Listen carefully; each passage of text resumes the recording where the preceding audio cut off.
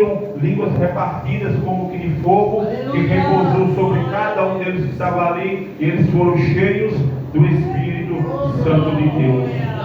Dali em diante a Bíblia vai relatar agora João e Pedro vai subir na hora nona, na hora da oração ao templo, para orarem ao Senhor. Está ali um coxo, está um homem que desde o ventre era coxo, era colocado para pedir esmola. Quando eles vão subir, ele pede esmola aos dois apóstolos de Jesus, que dizem verdadeiramente, porque o servo de Deus não mente, eu não tenho prata e nem ouro. Se fosse uma mentira, o Espírito não operaria, porque é o Espírito da verdade. Então eles falaram a verdade, disseram, eu não tenho prata e nem ouro, mas o que eu tenho, eu te dou. Levanta e anda no nome de Jesus Cristo, o Nazareno.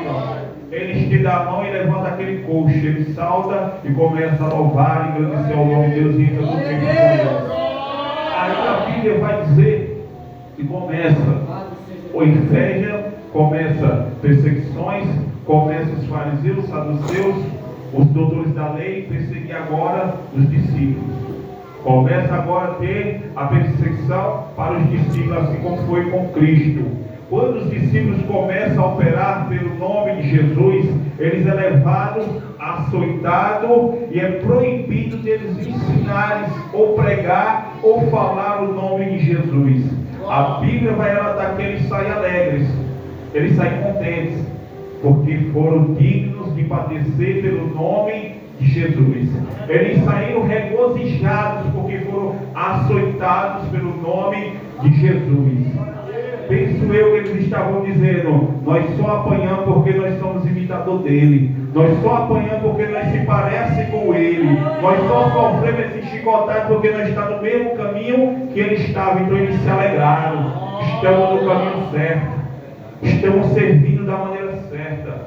A Bíblia vai relatar que eles voltam, se reúnem novamente, aqui no capítulo 4. E a oração deles não é pesa a mão, Senhor. Não é abre a sepultura, Senhor. É Senhor, nos dá ousadia.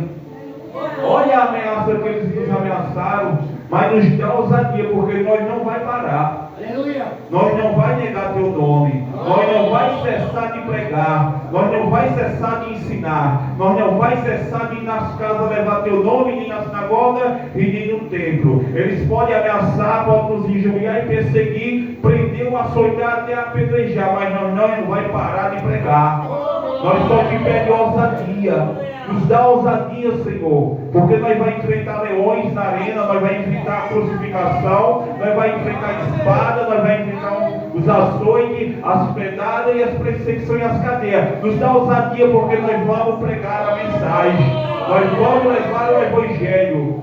Aleluia. E a Bíblia diz que eles não pararam, sabe por quê?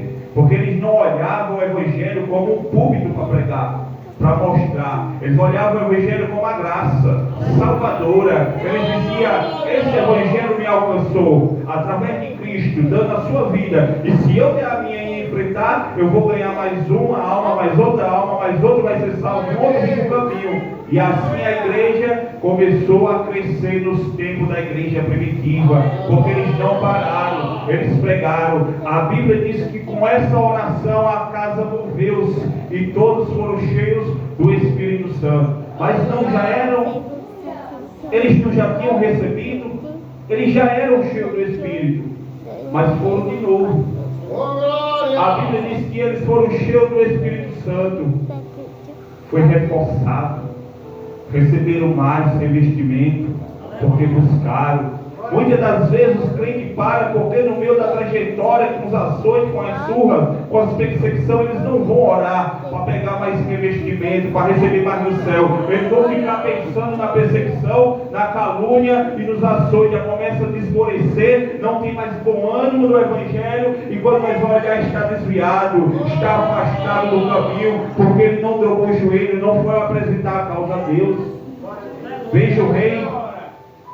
Ameaçaram, o rei pegou a carta, chegou lá e disse, Senhor, olha aí a ameaça. Deus lá do céu leu a carta e disse, não se preocupa, porque não afrontou a ti, mas a mim. Foi o que Jesus disse a Saulo, Saulo, Saulo, porque ele persegue. Saulo não perseguia Jesus, era a igreja, mas a igreja é o corpo de Jesus. Ele disse, por que tu me persegue? Duro é para ti recalçar contra os agrilhões. A Bíblia diz converteu e virou um vaso de Deus para levar a mensagem.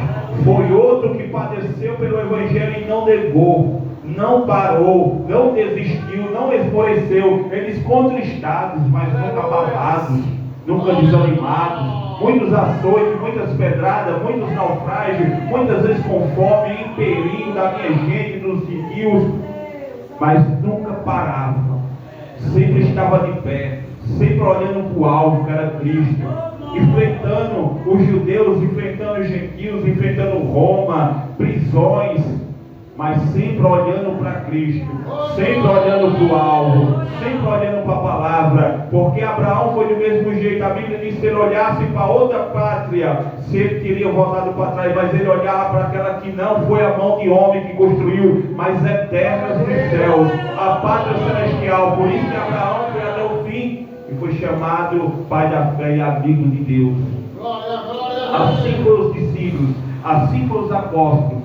Apanharam, sofreram, mas não negaram e nem desistiram. Hoje nós não é perseguido, porque o irmão fala alguma coisa de nós, isso não é perseguição. Porque o irmão quer ser maior do que nós, isso não é perseguição. Isso é a ganância no coração. Isso às vezes é inveja, não é perseguição. Ninguém está indo na sua casa lhe matar, lhe apedrejar, lhe prender.